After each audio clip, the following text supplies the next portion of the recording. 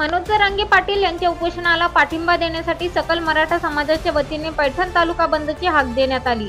आज सकाळी छत्रपती शिवाजी महाराज पुतळा परिसरातून बाईक रॅली सह्याद्री चौकापर्यंत काढून भव्य रास्ता रोको आंदोलन करून जरांगे पाटील यांना पाठिंबा देण्यात आला। यावेळी राज्य शासनाच्या विरोधात जोरदार घोषणाबाजी करण्यात आली। दरम्यान वाहनांच्या रांगास रांगा लागल्या होत्या।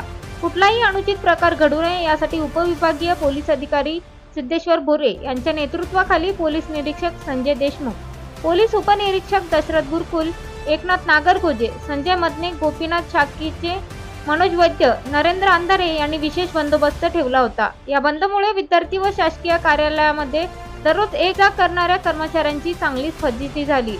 या रास्ता रोको आंदोलनाला मराठा समाजाची मोठ्या संख्येने उपस्थिती होती। आंदोलनात आंदोलकांनी संतप्त प्रतिक्रिया व्यक्त केल्या।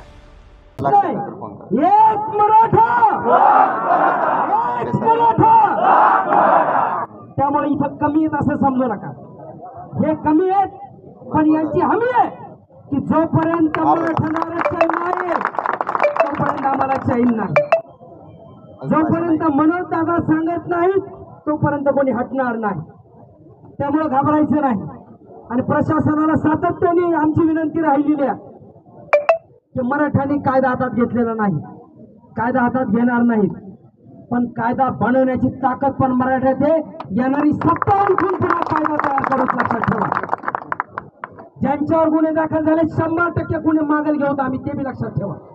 त्यामुळे तुम्ही घाबरू नका। गुन्हे दाखल झाले तर पांचासारखे हिजड्यासारखे मराठ्यांनी मागे मागे पळू नका। जेव्हा पोलीस स्टेशनला जायची वेळ असते तेव्हा 200 आत असतात आणि जेव्हा सहाय्य करायची वेळ असते तेव्हा 50 असतात। लक्षात ठेवा, घाबरू नका।